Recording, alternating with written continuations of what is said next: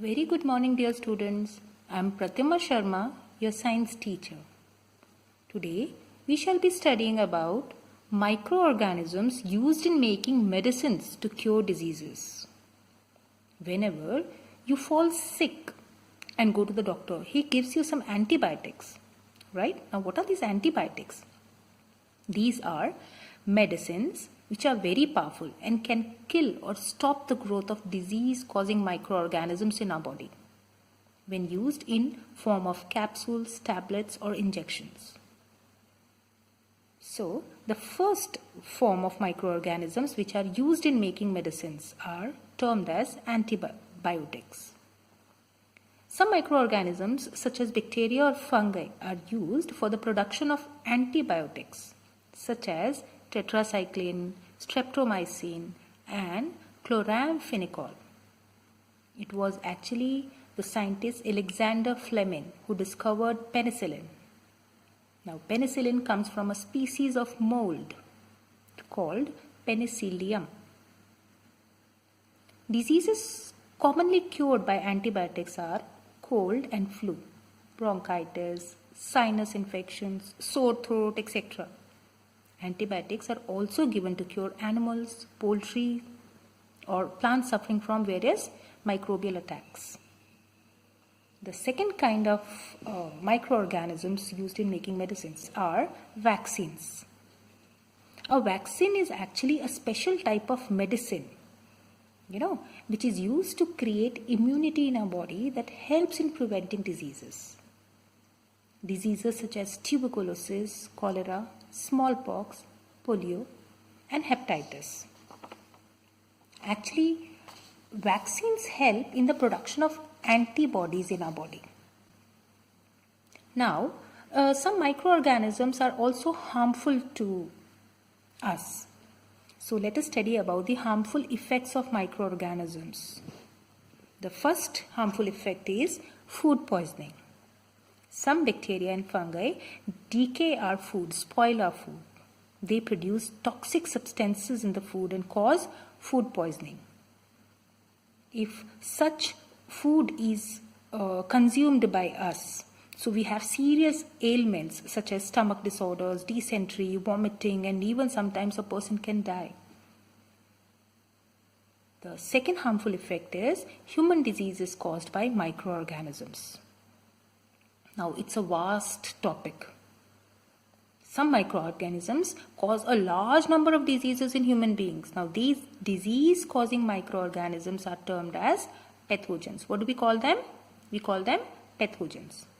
Common diseases caused by these microorganisms can be cholera, typhoid, plague, influenza, diphtheria, tuberculosis, chickenpox.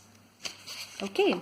Now, some disease-causing microorganisms enter our body via food, water, air, or from some diseased person, From a diseased person to some diseases are, communicated from an infected person to a diseased person. When these diseases are transmitted from a diseased person to a healthy person through some agents, they are called communicable diseases. Okay, this includes chickenpox, common cold, influenza, cholera, etc. Sometimes disease-causing pathogens enter into our body via some insects or animals.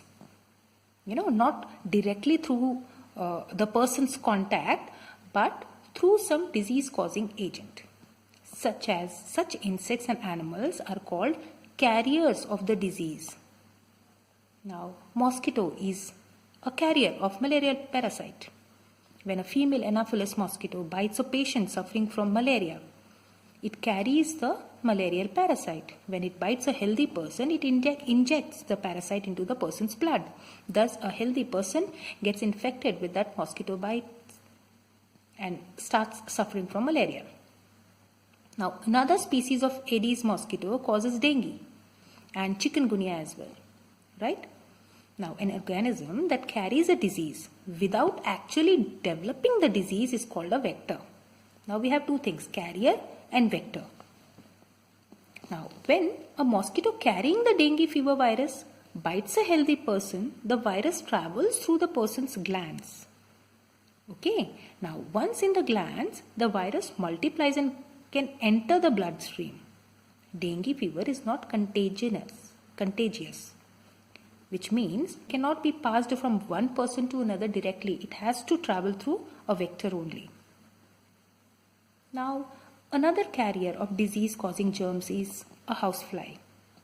When a housefly carries germs from dustbins and garbages, uncovered foods, they transfer these germs from their bodies to the food. Thus, our food gets contaminated. Now, how does it get contaminated? It sits on the dust, the garbage, and then because its body is too hairy, okay, it has a lot of hairs all through its body, all over its body. Now, whenever you see, you watch a housefly, whenever it sits anywhere, it keeps brushing its hands and legs, its wings, because all germs are there on its body, stuck to its hair. Then whenever it sits on any food, drops all that, germs over it and it contaminates, spoils the food. Thus, a person who consumes this food will suffer from diseases like cholera and diarrhea. Now, some common diseases. Let's study some common diseases, their pathogens, modes of transmission, and methods of prevention in a tabular form. Now, the name of the disease first we'll be discussing is tuberculosis. The pathogen is, the disease-causing organism is bacteria, and the mode of transmission is through air. That means through air, tuberculosis can be transferred from one person to another. So the best preventive measure, how can we prevent that disease, is isolating that patient. The patient who's suffering from tuberculosis, you need to isolate him, keep him away. Do not use articles used by that patient. And vaccination, which is very much compulsory. The second disease is cholera. The disease-causing pathogen is bacteria, and the modes of transmission are water and food. The preventive measures are use of clean drinking water and food. Personal hygiene is to be maintained, and vaccination. The third disease is typhoid. The disease-causing pathogen is bacteria, mode of transmission through water, and the preventive measures are using properly cooked food, using boiled distilled clean water, and vaccination. The fourth disease is measles, which is also termed as khasra. The disease-causing pathogen is virus, mode of transmission is air, and prevention is isolation of the patient and vaccination. The next disease is chickenpox. Pathogen is virus, mode of transmission is air, that is through contact, and prevention is isolation of the patient, and articles of the patient should not be used by anyone. Okay. The next is polio.